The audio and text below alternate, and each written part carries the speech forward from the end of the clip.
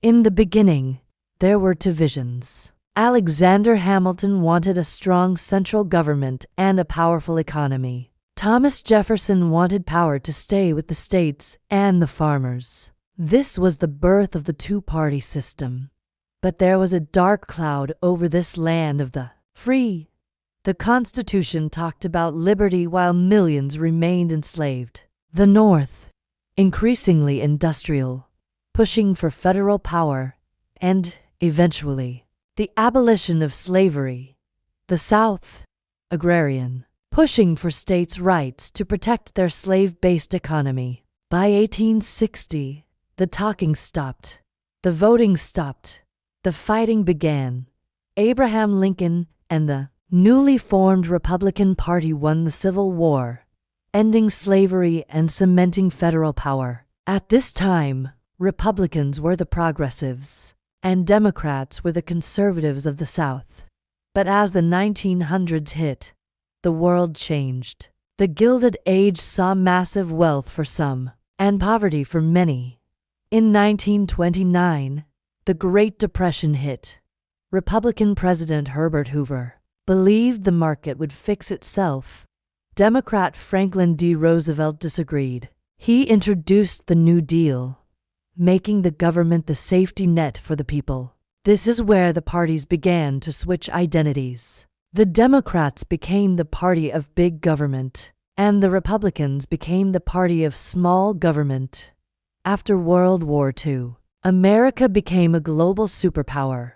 But internally, the battle for equality reached a boiling point. In the 1960s, Democrat Lyndon B. Johnson signed the Civil Rights Act.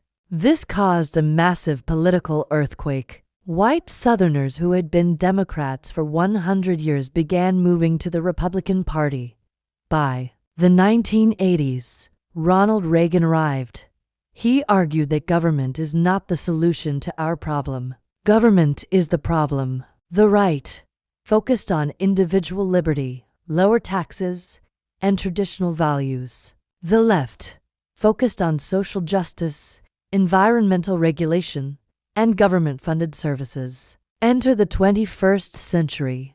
Politics moved from the town square to the smartphone screen. After the 9/11 attacks, the country was briefly united, but that quickly faded into debates over wars in the Middle East and the 2008 financial crisis. With the election of Barack Obama in 2008 and Donald Trump in 2016, the divide became cultural. It wasn't just about taxes anymore. It was about identity, globalization, and who belongs in America. Today, we don't just have different opinions, we often have different facts, depending on which news channel we watch.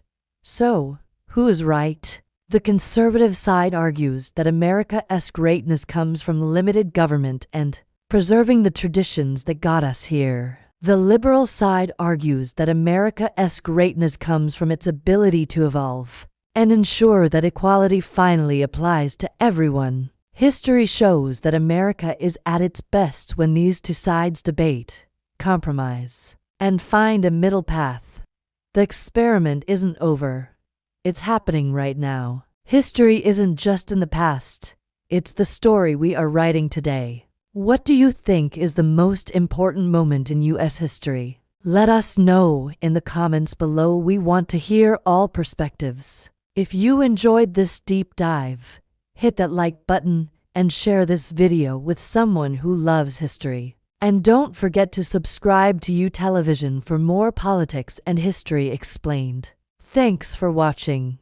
We'll see you in the next chapter.